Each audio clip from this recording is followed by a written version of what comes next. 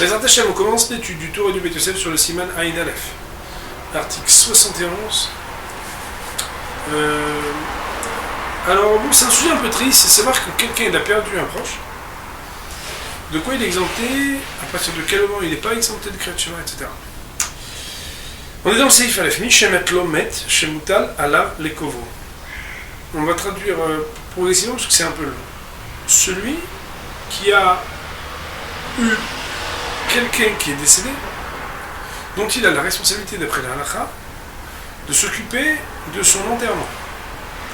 Il s'agit ici de Imo Aviv, le père, la mère, Beno Bito, donc le fils, la fille, Leimo Lahib, Elivno Bito Lahib, donc son frère, sa sœur et son épouse. Ou afilo anomutal alab le kovron, même s'il n'a pas l'obligation, ou en tout cas la responsabilité de l'enterrer, Imomitabel ala, dans le cas où il devient avel à cause de son décès, que moachoton et soit, comme par exemple le cas d'une sœur qui est mariée, et donc si sa sœur est mariée, ben, c'est le mari qui s'occupe de l'enterrement. Pourtant, lui, il a quand même une loi de avelout. Pas tout, mais Kriyat Shema, il reste quand même astreint à ce qu'on appelle, il reste exempté de la lecture de Kriyat Shema. Autrement dit, il y a comme ça, il y a ce qu'on appelle les proches, pour lesquels on a la avelout. Et il y a ce qu'on appelle les proches de qui on a la responsabilité d'organiser l'enterrement. C'est deux choses différentes. Il y a des cas de figure où on s'endeuille, mais on n'a pas l'obligation de s'occuper de l'enterrement. Et il y en a pour qui on s'endeuille et on a l'obligation de s'occuper de l'enterrement. Le cas typique de la personne pour laquelle on s'endeuille et pour lequel pourtant on n'a pas l'obligation d'enterrer, c'est la sœur mariée. Parce que c'est son mari qui s'en occupe. On verra qu'il y a d'autres cas de figure. Et même s'il veut être rigoureux sur lui-même et lire le Kriyat Shema, il n'a pas le droit. C'est comme ça que c'est marqué explicitement dans le Talmud de Jérusalem.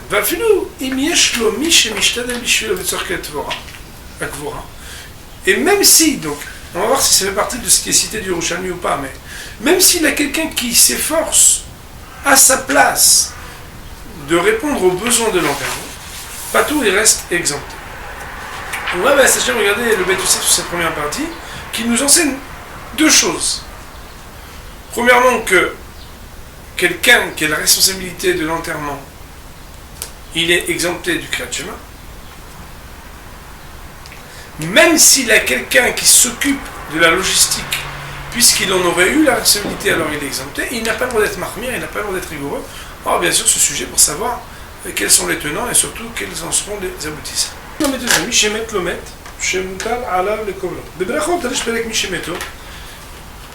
Au chapitre de Brachot qui s'appelle donc Mishemeto, à la page 17b, il y a marqué Mishemeto Mutal Lefana Patou Kriyat Shema.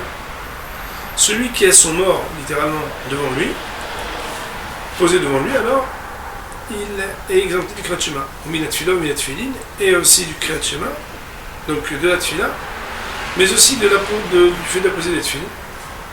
Vasik Ravashi Bakmara, et la conclusion de Ravashi dans la Gemara, c'est quoi? L'école,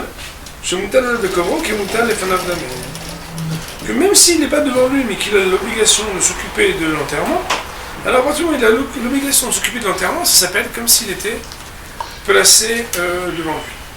Autrement dit, ce que la Mishnah dit, Mishemoto Mutal Lefanav, celui qui a son mort posé devant lui, c'est pas posé devant lui, c'est qu'à partir du moment où il a la responsabilité de l'enterrement, alors quelque part c'est comme s'il était devant lui. Et donc il en est exempté, même s'il n'est pas posé géographiquement et physiquement devant. Moi, j'ai qu'à ce que le Torah dit Oafilu eno mutal lefana alav le kobro. À tout ça de la roche, Bémet, les deux avis c'est le roche. Kadvou, Sham, ils ont écrit là-bas, me paraît que le Megalehin. Et aussi dans le chapitre de Megalehin, c'est le chapitre qui parle du deuil dans le traité de Moed Ketan. Donc, je répète ce qui avait été écrit. Même si il n'a pas l'obligation de l'enterrer, mais que c'est quelqu'un pour qui il s'endeuille. Par exemple, la sœur, qui est déjà mariée, qui sait qui s'occupe de l'enterrer, c'est son mari. Pourtant, lui, comme c'est sa sœur, alors il s'endeuille. Alors aussi, il n'est pas tout du Kriyat Shema. Alors ça, les Tosfot et le Rosh, ils l'ont écrit. Vous verrez que le Megalhin est dans le chapitre de Megalhin, Ketav ri, donc il a écrit le ri, chez Niftera imi, quand ma mère elle est Nifteret, Odi'ou l'Erbenutam, Ahia, ils l'ont dit à Rabbenutam, son frère, donc ça veut dire que Ri c'était le neveu de Rabbenutam, Shaya Be'ir Aheret, il était dans un autre endroit, dans une autre ville, Ve'achal Basar Beshadayai, Kodem Kvura, et il a pu manger de la viande, boire du vin avant la Kvura. Ve'amar Lanu Ataram, et il nous a expliqué la raison, mais puisque Behemet, elle a bien un mari qui s'occupe de son enterrement, et il n'est pas interdit comme un onen de manger du vin et de boire de la viande.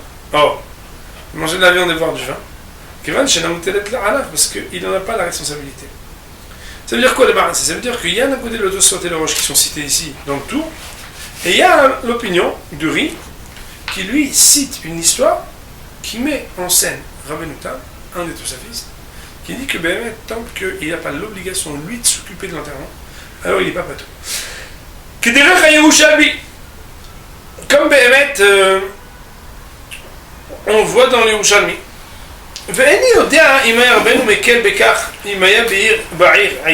Et là-bas, le Ri dit, mais ça c'est parce qu'il était dans une autre ville. Mais s'il était dans la même ville, je ne sais pas s'il aurait été Mekel. Adkan. Voici les paroles du Ri donc, qui sont citées.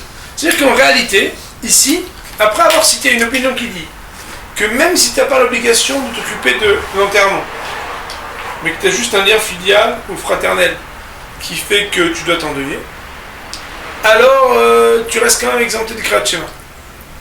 Là-dessus, on amène une autre opinion, qui est l'opinion du Ri, qui dit que Behemet, non, on a du Rabbenutam qui, quand il est dans une autre ville, alors, et puisque je n'ai pas l'obligation de l'enterrer, pourquoi? Parce que c'est quelqu'un d'autre qui s'occupe, alors le maïsé, il m'est permis de manger de la viande et de boire du vin. Seulement, là-dessus, le Ri, donc, qui rapporte ces paroles-là, de son oncle, il dit, là il l'a dit parce qu'il était dans une autre ville, si tu es dans la même ville, je ne sais pas s'il en aurait fait ainsi. Le Rajbo Katam Bitchouva, le Rajba il a écrit dans les responsables qui dit Rabbenutam, comme les paroles de Rabbenutam, voici comment il a écrit. Atam Bézé, la raison de la loi donc, qui est citée, c'est quoi? Donc ça c'est le Rajba qui parle, ouais.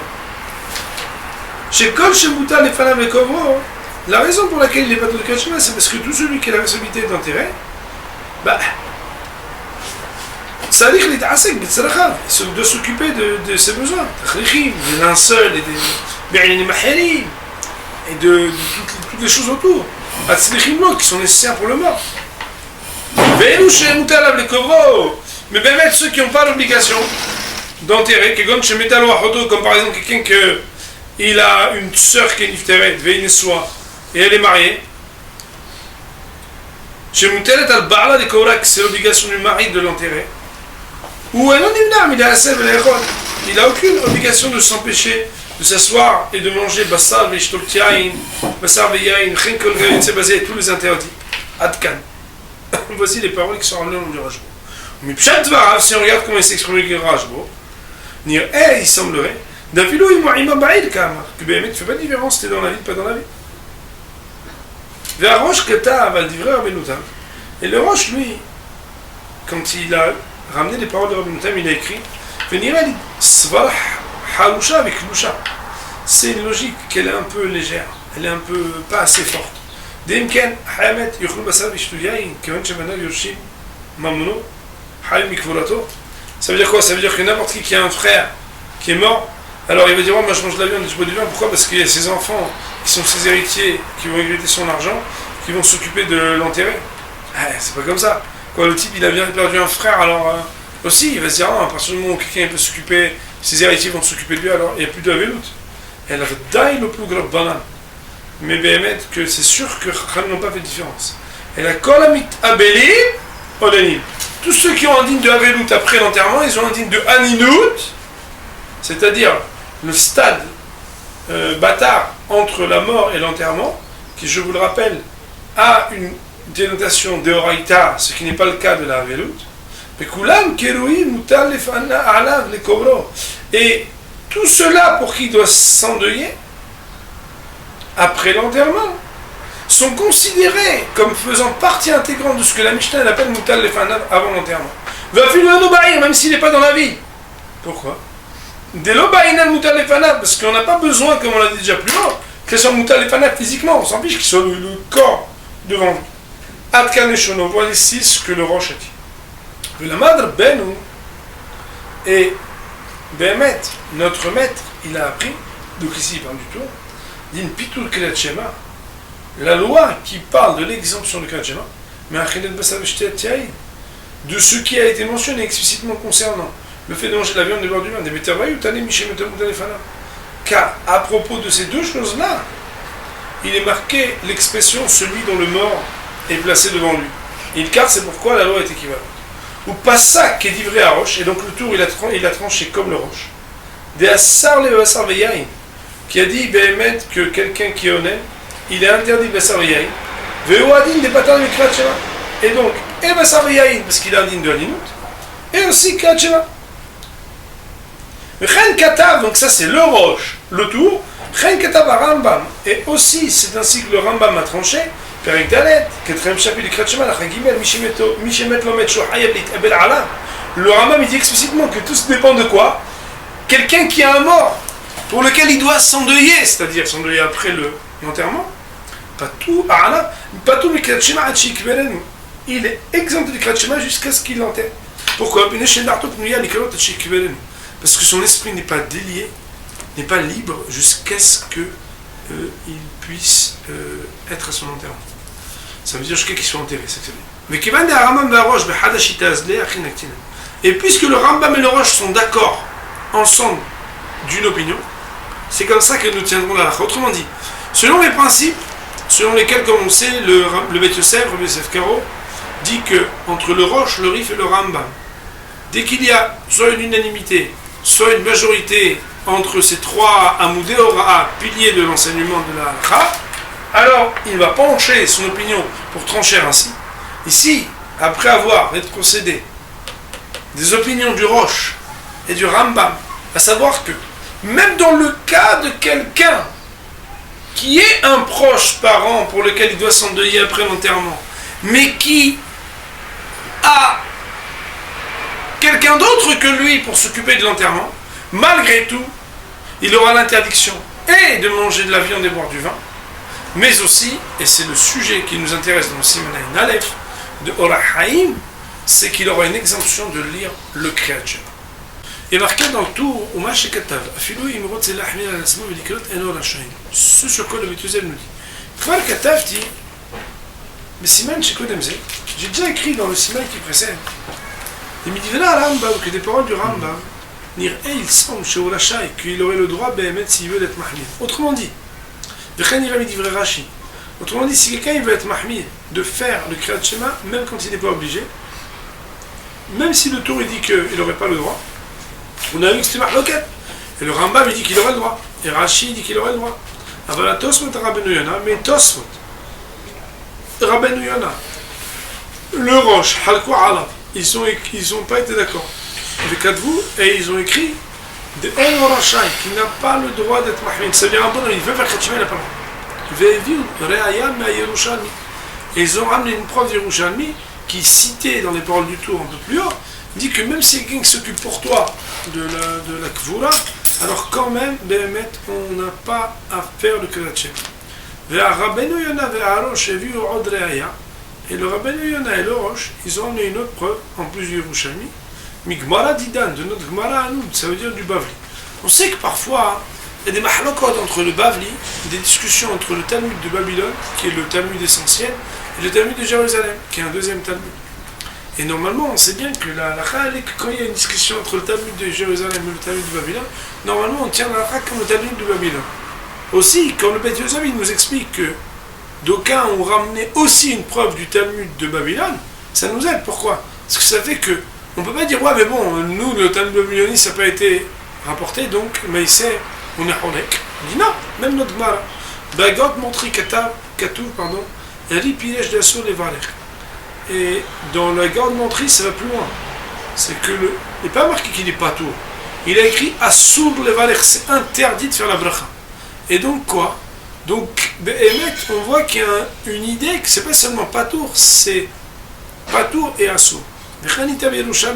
C'est d'ailleurs ce qui est marqué dans le Talmud de Jérusalem.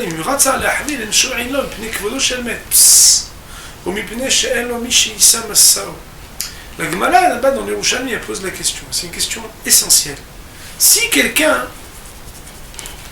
il veut être mahmid, ça veut dire il veut être rigoureux et faire les mitzvot et faire la tfila et faire le kadat shema quand il a un mot. Il y a marqué qu'on ne peut pas l'écouter. Ça veut dire qu'on ne peut pas l'écouter. Est-ce que c'est à cause de l'honneur du mort ou est-ce que c'est parce que Behemet, il a personne qui peut s'occuper? Pirouche, ça veut dire quoi? L'explication est la suivante. Le Yerushalmi pose la question. Quelle est la raison pour laquelle on dit que quelqu'un qui va être mahmir alors qu'il a quelqu'un qui est mort, de faire qu'il a le schéma, de faire des mitzvot, on l'écoute pas, on lui dit arrête de dire ça. Est-ce que c'est et c'est quoi l'incidence de savoir si c'est en l'honneur du mort, c'est-à-dire du fait de la dignité du mort ou du fait de ce qu'on appelle la logistique à organiser pour l'enterrement? Nafkamina, l'incidence, elle est simple. Dans le cas où quelqu'un, il a quelqu'un qui s'occupe de lui, autrement dit la Héra par exemple. Si tu dis que c'est à cause de l'honneur du maître, tant que le maître il est là, toi tu dois être préoccupé pour son honneur de ne pas faire Béhémet des choses alors que Béhémet c'est quelqu'un de ta famille proche, tu peux pas. Mais Béhémet, si par contre tu dis que c'est un problème de logistique parce que tu dois t'occuper, alors Miché Issa Masao, Aré Yeshlo, dans ce cas-là il a. Et donc les paroles du Yerushalmi sont à ce point engageantes que le safek proposé, présenté, le doute proposé par le Yerushalmi aura une incidence à savoir qu'est-ce qu'on fait quand quelqu'un il a quelqu'un qui s'occupe du mort. Donc un bonhomme il a quelqu'un qui s'occupe pour lui du mort, est-ce qu'il aurait le droit ou pas le droit? Vekatav Ravia, le Ravia, c'est un des Rishonim, important, le Ravia Ezri, il a écrit Kevan de Shita, puisque Behemet, c'est pas un safek qui doit être tranché. On sait que des fois dans la Gemara, Behemet, le safek il peut être tranché, des fois le safek il n'est pas tranché. Quand on savait qu'il est tranché, on est content, mais quand un doute il n'a pas été tranché, alors il dit, il aura vu à Kevan de Shita, Alze Somchim, Onanim Shemit Palim, Volchim, Nevet Akvarim, Mekom Sheshkovrim, Shita Askubo.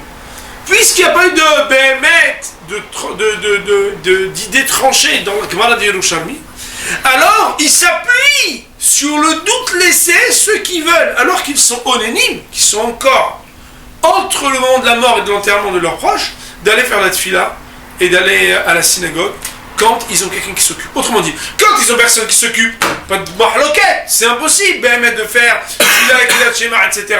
C'est eux, ils doivent s'occuper. La discussion et le doute portent sur le cas où quelqu'un s'occupe pour toi. Étant donné que c'est un doute qui dans le Yerushalmi n'a pas été tranché, alors il dit Ravia, c'est là-dessus qu'ils s'appuient ceux qui, lorsqu'ils ont quelqu'un qui s'occupe de leur mort, ils vont faire la tfila, ils vont créer la tchéma, ils vont la synagogue. Qatar, et le tour, lui, il a écrit qu'il dit la Tosot de Rabbeinu Yonah Ve'arosh. Il a écrit comme le Tosot de Rabbeinu Yonah Ve'arosh, et Kadvou Stam, She'en Rashai, qui ont écrit de manière anonyme, sans donner de détails, que Behemet, il n'a pas le droit d'être mahmid. Ou les Inyan Alacha. Et là, c'est très important, parce que maintenant, le Beth Yosef va amorcer et introduire comment on tranche la halakha là-dessus. Ou les Inyan Alacha. Concernant la halakha, niré, il semblerait. Dès que Mani Yerushalmi misik ale ou echad yeshlomi sheyeshlo masao, sheyissa masao, pardon. Puisque le Talmud de Jérusalem a un doute lorsque quelqu'un va lui porter sa charge, il me rachète l'ahmir al-atzmo, et est-ce que dans un cas pareil il a le droit ou non d'être mahmir? Et c'est ce cas de la banane ou. Et c'est un savek qui est que d'ordre rabbinique. Pourquoi? Parce que d'après la Torah, il n'y a pas d'interdit de la Torah de faire le Krat Shema.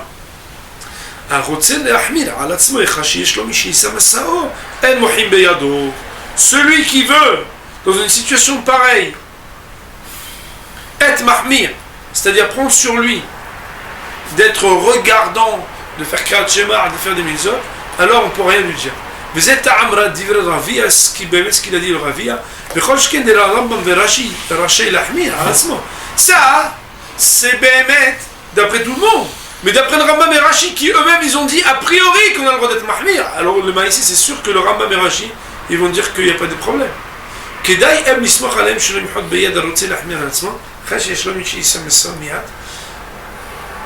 on peut tout du moins s'appuyer sur leurs opinions dans le cas où il a quelqu'un qui s'occupe de lui. Pourquoi?